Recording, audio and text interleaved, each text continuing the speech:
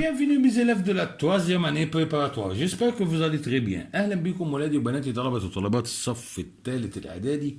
أتمنى يا رب تكونوا بخير وفي أحسن حال. النهارده إن شاء الله معادنا مع الجزء الأول من قواعد الوحدة الخامسة لو شاتو. زي ما عودتكم إن أنا دايما الأربع فيديوهات اللي هو بخصهم في الشرح، فيديو للكلمات وإحنا خلصناه دلوقتي، والجرامير بتاع الدرس انا بعمله على الفيديوهين عشان الفيديو ما يطولش وانت تستوعب اكتر. واما الجزء الاخير اللي هو الرابع بيبقى عن جزء البرودكسيون، الانتاج اللغوي، اللي هو اكمل ازاي احل سؤال اكمل مع ان انا اكتب موضوع. النهارده الحصه الاولى او الجزء الاول من الجرامير اللي موجود على الوحده زي ما انتم شايفين كده، انتي 5 لو شاتو ثالثه اعدادي. عندي درس باسم لو كونديسيونيل بريزون، صيغه المضارع الشرطي. كونديسيونال بريزون اللي هي صيغه المضارع الشرطي. طيب ده زمن من الازمنه. انا عودتكم قبل كده انه لكل زمن من الازمنه حاجه اسمها السوكومبوز، التكوين، يتكون من، يبقى لازم ابقى فاهم انه كل زمن يتكون من ايه. تمام كده؟ طيب تكوين، يبقى انا اول حاجه عندي بحطها انه هقول هذا الزمن تكوينه بيتكون من ايه بقى؟ بيتكون من الفعل في المستقبل البسيط، الفيتيو سامبل، بدون النهايات بتاعته. انتوا طبعا عارفين نهايات الفيتيو سامبل، فبالتالي يبقى هقول الفيرب او الفعل في المستقبل البسيط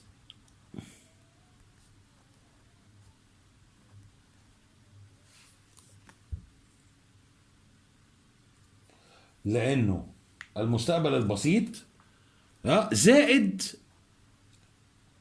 نهايات الماضي المستمر. نهايات، بحط بقى نهايات الماضي المستمر. نهاية الماضي المستمر اللي هو لامبارفي. طيب طبعا انت هتوه مني هنا، تقول لي الله انا مش فاكر اصلا الفعل في المستقبل البسيط. سهلة، ازاي اصرف الفعل في المستقبل البسيط؟ تمام كده؟ هفكرك بسرعة. المستقبل البسيط عشان أي فعل وفقا للمجموعة، الطريقة اللي علمتها لك قبل كده، قلنا احنا عندنا 3 مجموعات. المجموعة الأولى بتنتهي ب لما أجي أصرفه في المستقبل البسيط بنزله كمصدر وأزود نهايات المستقبل البسيط. الأفعال المجموعة الثانية بتنتهي ب تمام؟ أصرفه في المستقبل البسيط بينزل زي ما هو مصدر وأزود نهايات المستقبل البسيط. طيب يعني المجموعة الثالثة الاي ار والاو اي ار والار ار دي بتبقى ليها تشكيلة معينة لأنها أفعال شاذة المجموعة الثالثة، فبالتالي دي بتحفظ. طيب يبقى إذا أستخلص هنا من الكونديشنال بسرعة عشان يسهل عليك. الفعل في المستقبل البسيط بالنسبه للمجموعه، افكرك كده بسرعه، بالنسبه للمجموعه الاولى والثانيه بتنزل في المصدر، يبقى كأنه هنا في المصدر مستقبل يزيد المصدر زائد نهايات المستمر. يبقى لازم، يبقى انا هنا فهمت دي، يبقى انا لازم اعرف نهايات الماضي المستمر الامبيرفي. يبقى لما اجي اقول لك نهايات الماضي المستمر دي اللي عايزك تعرفها هنا عشان تعرف تصرف في كونديشنال بريزون. هتبقى مع جو اي اس، مع tu AIS، مع il والال AIT. طب مع النو EONS، مع الفو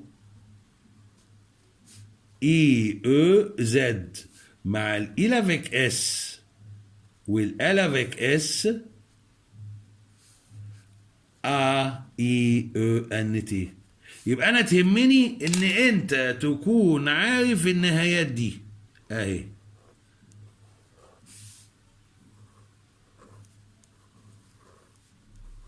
هي دي عشان تصرف في الكونديشنال ايه؟ في الكونديشنال بريزون.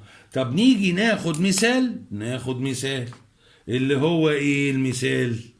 اديهولك حالا المثال اهو. اجي اقول ايه؟ اكزامبل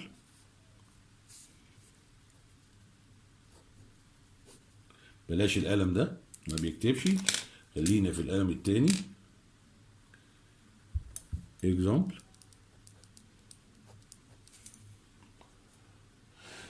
Je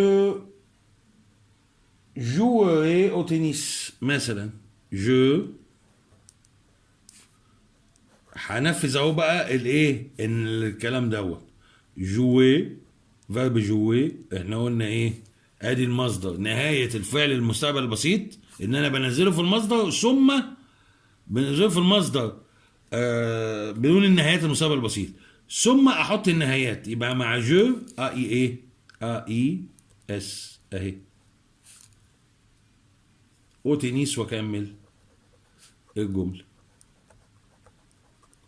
يبقى انا عملت ايه لغايه هنا؟ المصدر اهو زي ما كنت بعمل في المستقبل البسيط، بس بعد كده نزلت النهايات الماضي المستمر اللي انا لسه واخدها اهي.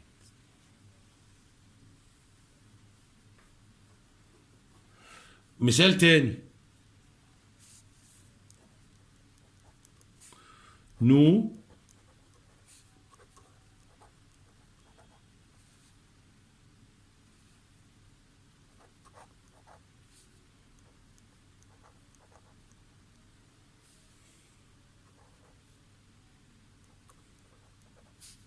او كافيه مثلا. نو بروندريون، ادي هو مع النو اي او ان اس، يبقى ادي دي او ان اس، وده فيرب بروندر مجموعه ثالثه. لانه لو ترجع لدرس الفيتيو سامبل اللي هو المستقبل البسيط، انه مجموعات ثالثه انا بديك الجزء الاول منه وبعدين بتزود النهايات، يبقى برضه ده الجزء الاول بتاعه والنهايات بتاعت الماضي المستمر. نو بروندريون بيان او كافيه، احنا تناولنا في الكافيه. في جزئيه بقى انا عايزك تفهمها كويس قوي، اللي هي بالنسبه، طب احنا عرفنا المجموعه الاولى والثانيه، بالنسبه للافعال الشاذه. الافعال الشاذه هقول لك ايه؟ الافعال الشاذه، خد بالك بقى من الحته اللي جايه دي. الافعال الشاذه هي او هي نفسها شواذ المستقبل البسيط. شواذ المستقبل البسيط اللي هو الفيتيو سامبل، بس هنضيف عليها نفس النهايات السابقه، اللي هي نفس النهايات بتاعه الماضي الايه المستمر السابقه، اللي هي انهي؟ اللي هي دي.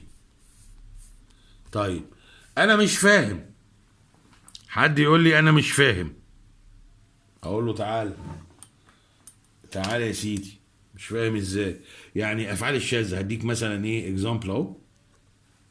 فيرب ات،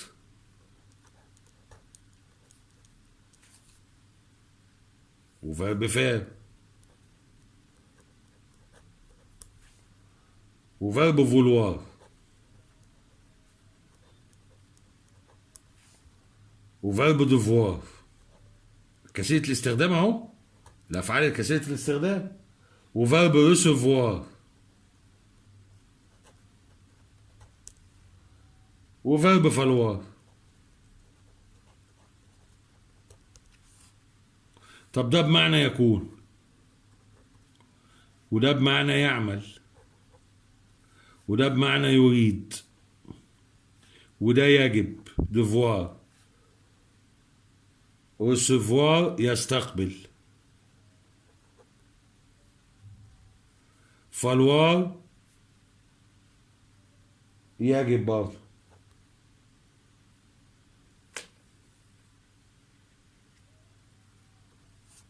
طيب انا بقول لك الافعال دي هي نفسها جواز المستقبل البسيط. ازاي الكلام دوت؟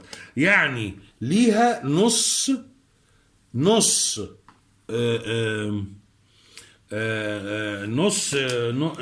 نص اجابه او نص شكل، بيبقى ليه شكل معين وبعد كده بحط على النهايات. فانا عايز اقول ايه مثلا؟ اتر هنا اس او ار، ادي النص بتاعه، وبعد كده بزود النهايات اس بتاعت نفس ايه، نفس المستقبل القريب، المستقبل البسيط. فيرب فير اف او ار، دي النص الايه، بعد كده بزود النهايات. فولوار فودر، ده لازم يتحفظ. زي كانت في بوندر هنا بي ار او ان دي لغايه هنا، دي ار في الاخر، وبعد كده زودت النهايات. ده فودر، ديفوار، ديفر، دو او في ار، ريسيفوار، ريس، اهي. فالوار ده فعل غير شخصي. فودر، ادي. يبقى انت النهارده لازم الافعال الشاذه دي تبقى فاهم النص بتاعها حافظه، عشان لما يجي يقول لك اكتبها لي بقى في زمن صيغه المضارع الشرطي، المضارع الشرطي تبقى انت فاهم. فهتيجي هنا عادي بقى هتروح عامل ايه؟ انا عايز اقول هنا فيرب اتر، يبقى هقول ايه؟ جو، ادي الاس او ار، واخد النهايه بتاعتها اللي هي ا اي اس. جو سوري، تو، جو برضو، فري اف او ار والا اي اس. فودر اهي، جو فودر، احط الجزء الاول من الكلمه واخد النهايه ازودها. جو ديفر، واحط الا اي اس. جو ريسيفر اهيت، وبعدين احط النهايه. فودر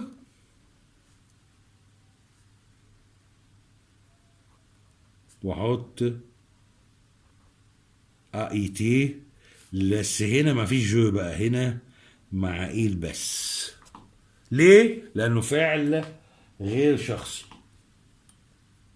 لا يصرف الا مع ايل، لا يصرف الا مع ايل.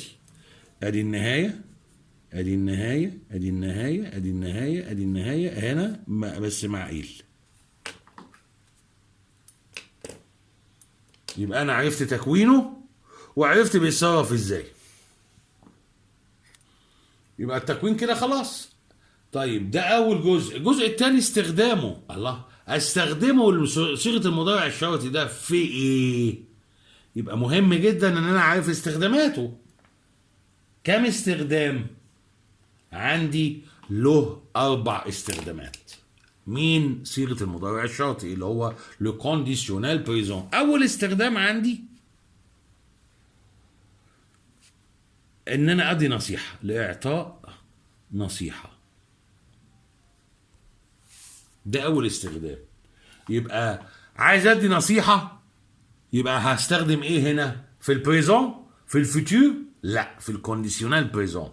يبقى طب انا اللي بعلم. يبقى انت كده عشان تبقى عندك حصيله لغويه جراماتيكيه قواعديه، قواعد اللغه الفرنسيه، يبقى اعطاء نصيحه اوتوماتيك وانت مغمض تعرف ان انت تستخدم المضارع الشرطي.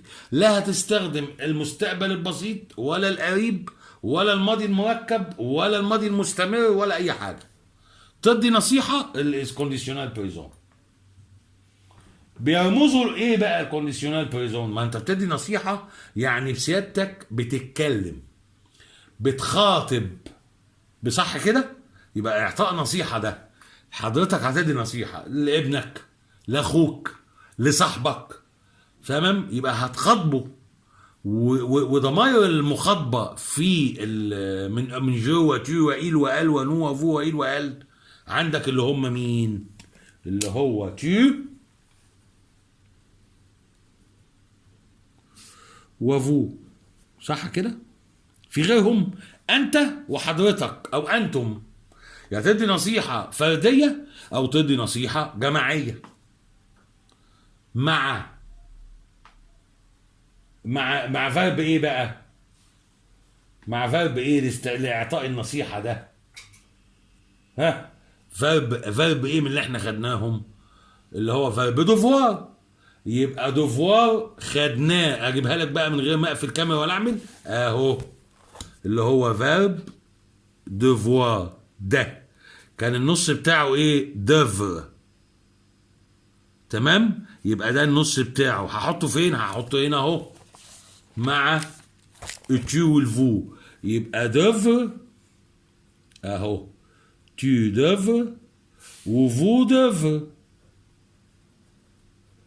كل ما هنالك، كل ما هنالك ان انا ازود النهايات بتاعت الكونديشن اللي هو الماضي المستمر، اللي هو tu devrais AIS، ومع الفو اي او زد، يبقى tu devrais ده اعطاء صحيح. يبقى دي نصيحة، يجب ويجب، انت او انتم او حضرتك.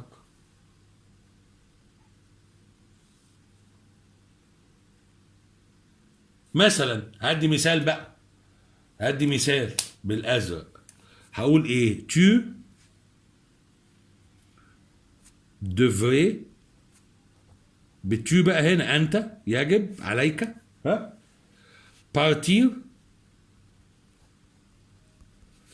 en voyage.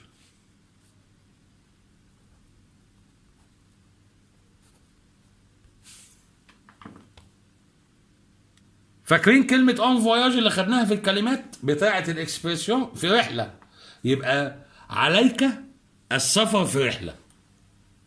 انا بدي نصيحة اهو. طيب هتختلف مع فو ولا حاجة، هتبقى فو devriez partir en voyage برضه.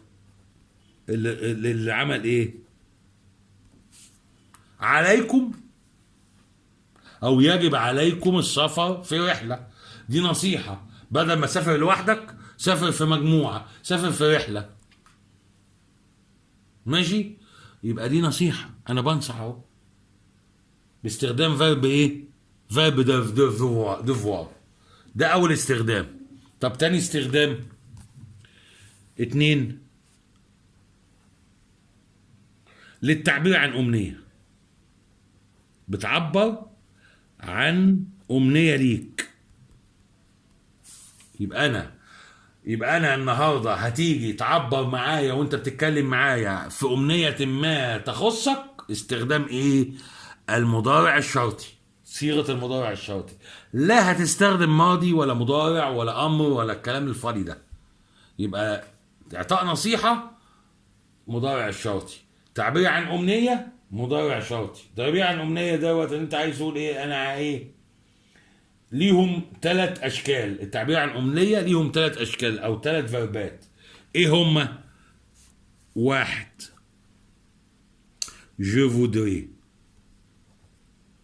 اللي هو فيرب فولوار، voudrais، بس طبعا في زمن المضارع الشرطي. je voudrais. فيرب aimer، j'aimerais، انا احب. او je souhaiterais، je souhaiterais.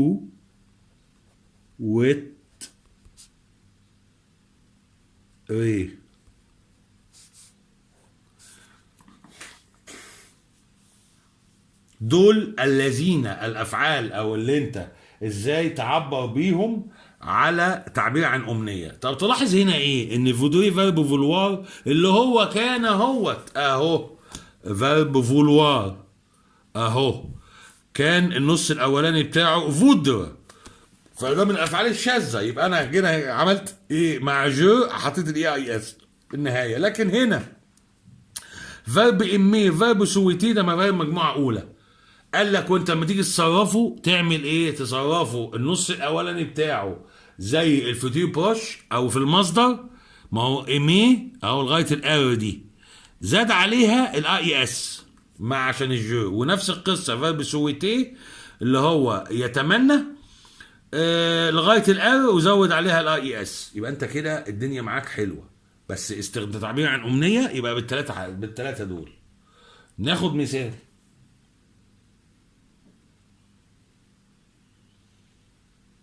اجي اقول ايه باستخدام جامري مثلا، هقول j'aimerais visiter ce château. Visiter ce château. ده مثال اهو، وجايب شاتو اسم الدرس. انا احب زيارة هذا القصر. امنية دي ولا مش امنية؟ طيب اخد مثال بفيرب سويتري برضه تمامي. je souhaiterais vous voir demain à 6 heures. À 6 heures. يعني أتمنى رؤية حضرتك غدا الساعة 6. نفترض مثلا إن أنت قابلت حد صديق مدرس أي حد كبير، فبتقول له أتمنى إن أشوف حضرتك بكرة الساعة 6. دي اسمها أمنية، بتعبر عن إيه؟ عن أمنية داخلك جواك. 3 يبقى استخدام المضارع الشرطي النوع الثالث بتاعه لطلب شيء أو خدمة. لطلب شيء ما أو خدمة. يبقى لو أنت هتطلب شيء أو هتطلب خدمة تطلبه برضه بصيغة المضارع الشرطي. يبقى تيك كير. يبقى أنا النهاردة بعلمك قواعد عشان تبقى فاهم. كل قاعدة من دول بتبقى فاهم. لو أنت عايز تدي نصيحة المضارع الشرطي، مش هتستخدم أي زمن تاني غير المضارع الشرطي. لو عايز تعبر عن أمنية جواك المضارع الشرطي. لو عايز تطلب شيء أو تطلب خدمة بالمضارع الشرطي. زي مثال ايا كان بقى، على حسب ما فيهاش بقى، مش زي مثلا طبيعة الأمنية بأفعال دي. لا، عايز اقول مثلا ايه، هديك مثال مثلا على شيء، او مثال ان انت بتطلب شيء، ومثال بتطلب خدمة. لو بتطلب شيء هتيجي تقول مثلا ايه،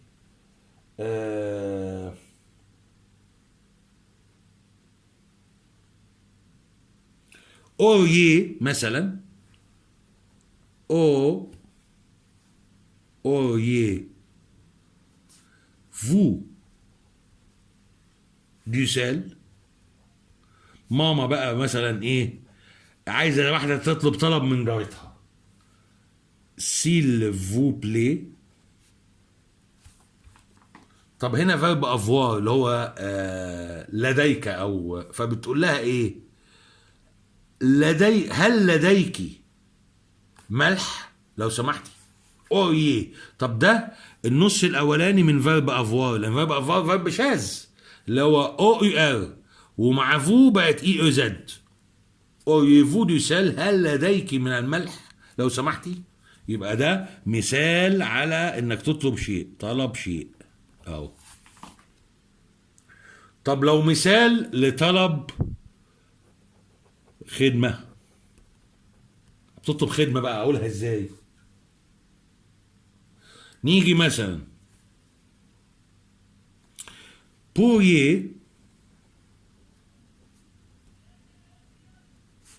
pourriez-vous me réserver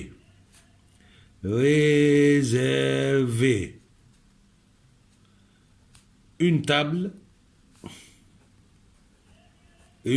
table برضو s'il vous plaît. طيب دلوقتي اقول لك على حاجه بقى.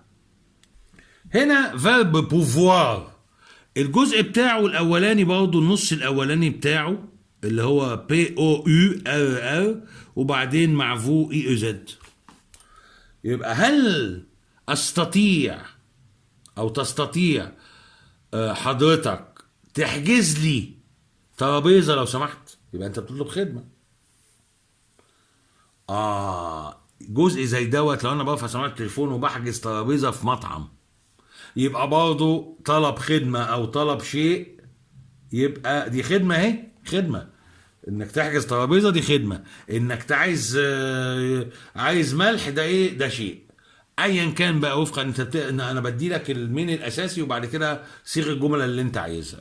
طلب شيء او خدمه لازم يكون في زمن المضارع الشرطي. طيب عايز اقول لك ايه هنا بقى، عايز اقول لك لاحظ حاجه في المثالين دول. بيقول لك ايه الملاحظات بقى؟ انك لما بتتحدث بطريقه اكثر تهذبا في استخدام المضارع الشرطي، انك استخدمت سيلفو بلي في نهايه الجمله، اس في بي اللي هي لو سمحت. يبقى ده خد بالك، دي اول حاجه، لان هي انك بتتحدث للتحدث بطريقه اكثر تهذبا هنستخدم زمن المضارع الشرطي مع وضع ايه؟ مع وضع سيلفو بلي في الاخر، للحديث بطريقه اكثر تهذبا. دي اول حاجه. لكن الجزء الثاني اللي انا عايزك تاخد بالك منه، انك عند طلب شيء ما بتستخدم اسم زي سل. دي برضه الملاحظه الثانيه اللي انا بقول لك عليها. لا، عند طلب شيء ما استخدمت اسم، لكن لو عند طلب خدمه استخدمت ايه؟ فعل في المصدر. ده اللي انا عايز اقول لك عليه. يبقى خد بالك من الملاحظتين دول. طلب شيء ما بتستخدم الفعل اللي هو بطريقه اكثر تهذبا، انك بتحط الايه الفي اللي هو بتحط الفعل في زمن المضارع الشرطي مع وضع سيلفو بلي. لكن لما تطلب شيء ما بتستخدم ايه؟ اسم. لكن لما بتطلب خدمة ما بتستخدم الفعل في المصدر. دول الحاجتين اللي انا عايزك تبقى عارفهم. رقم 4، استخدام الرابع، جواب شرط في جملة سي. عارفين جملة سي لو الشرطية؟ يبقى جواب شرط هستخدم المضارع اللي هو المضارع الشرطي كجواب شرط في جملة سي شرطية إذا كان فعل الشرط في الماضي المستمر. الماضي المستمر اللي هو لامبارفي المستمر. مع قاعدة سي لو انت تفتكر في فيها حاجة اسمها فعل الشرط وجواب الشرط. ادي مثال عشان اشرحه لك. ادي مثال اهو بالاسود. هقول ايه بالاسود؟ مثال بالاسود. Si j'avais le temps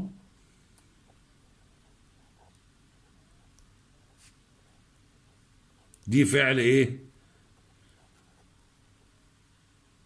دي قاعدة سي اهي، جملة سي.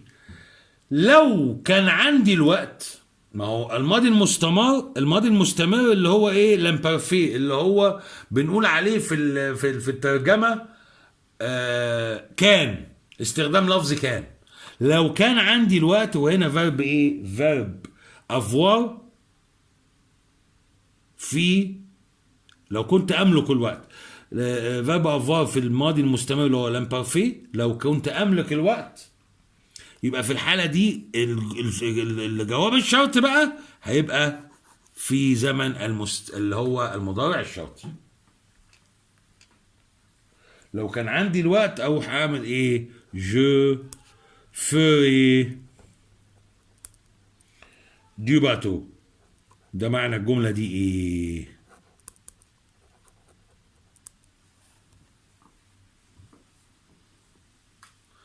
لو كان عندي الوقت لا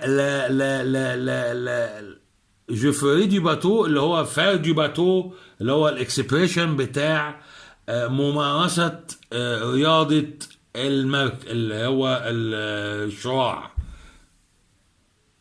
رياضة الشراع اللي هي فيري دو باتو. وهنا فيرب فير جه في المضارع الشرطي، النص الاولاني اهو اف او ار وبعدين اي اس عشان الكلام دوت. يبقى النوع الرابع في حالة استخدام المضارع الشرطي ان جواب الشرط في جواب الشرط في جملة لو كان فعل الشرط فيها في الماضي المستمر. طب لو ما كان في اي حاجة تانية يبقى مش هستخدم المضارع الشرطي.